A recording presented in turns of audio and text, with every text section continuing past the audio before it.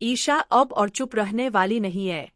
Serial पति ब्रह्मचारी के आने वाले एपिसोड में ऐसा भूचाल आने वाला है जो पूरे हवेली को हिलाकर रख देगा। कहानी उस मोड़ पर पहुंच चुकी है जहां सच को छुपाना अब नामुमकिन हो गया है।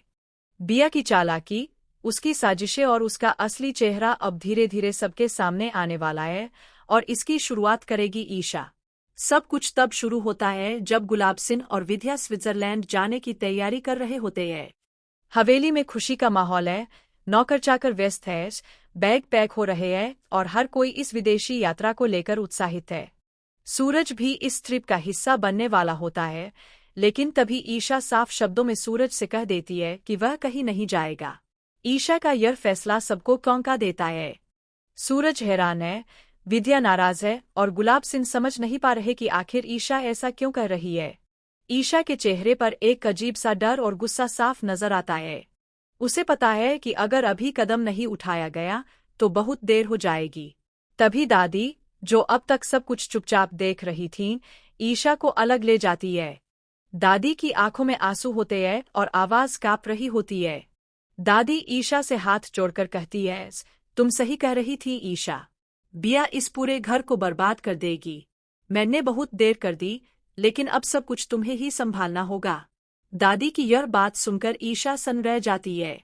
दादी फिर एक ऐसा सच बताती है जिसे सुनकर ईशा के पैरों तले जमीन खिसक जाती है।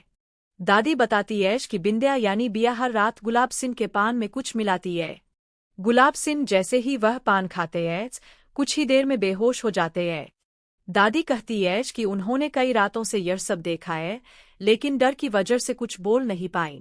बिया की नजरें, उसकी चालाक मुस्कान और उसकी हरकतें अब दादी को साफ समझ में आने लगी है। ईशा के मन में तूफान मच जाता है।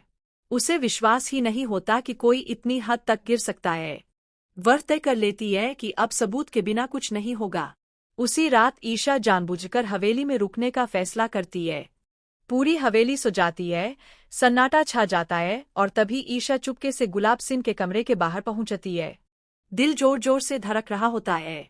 वह दरवाजे की हल्की सी दरार से अंदर झांकती है। ही कदम नहीं उठाया गया तो बहुत देर हो जाएगी।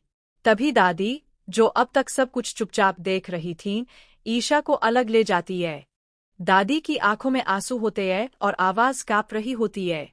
दादी ईशा से हाथ जोड़कर कहती है, तुम सही कह रही थी ईशा, बिया इस पूरे घर को बर्बाद कर देगी।